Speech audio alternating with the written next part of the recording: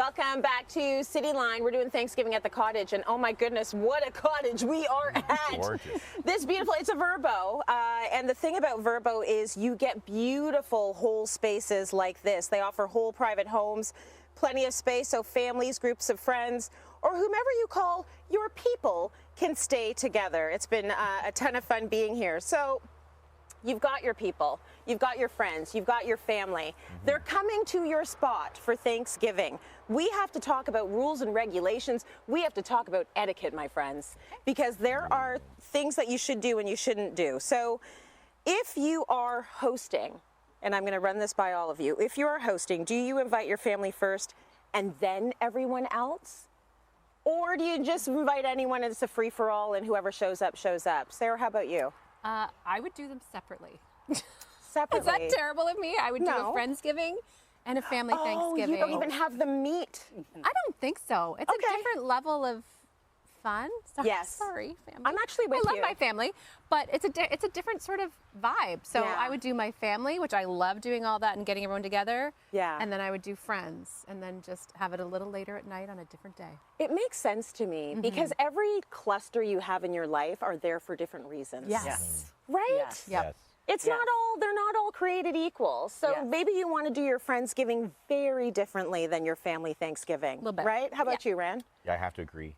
Once in a while, we'll bring a friend in. Yeah. Like maybe, but it doesn't feel the same. Yeah. But what we've done recently, we brought both sides of the family in. How does that go? You know, surprisingly well. Okay. Yeah, you know, it's good if you have the pool still running, you've got something to go on.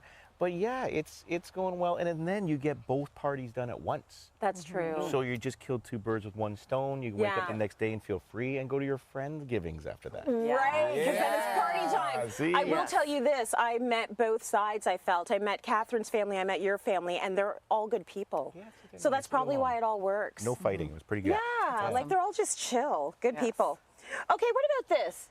Potluck for Thanksgiving. Oh, God, has to be. Oh, you like that?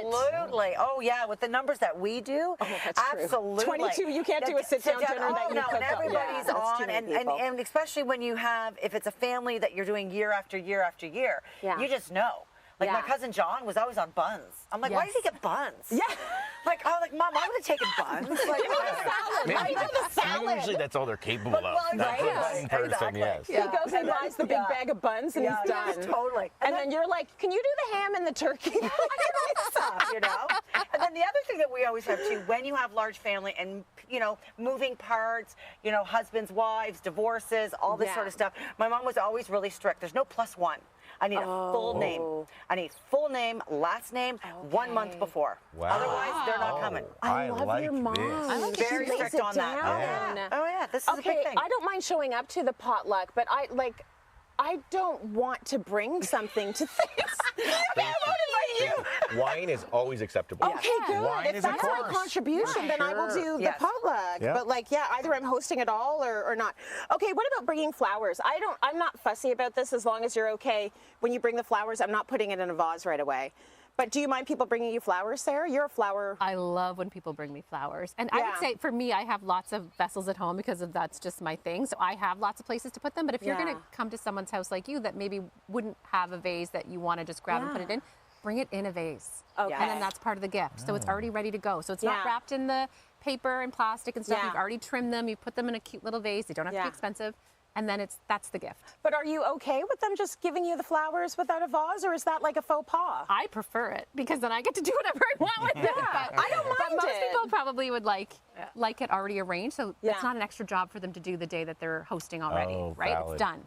Flowers are always a good idea, and I want to give all my flowers to you all for being with us here for Thanksgiving. Sarah Gunn, Randy Feltis, Julia Grieve, fantastic.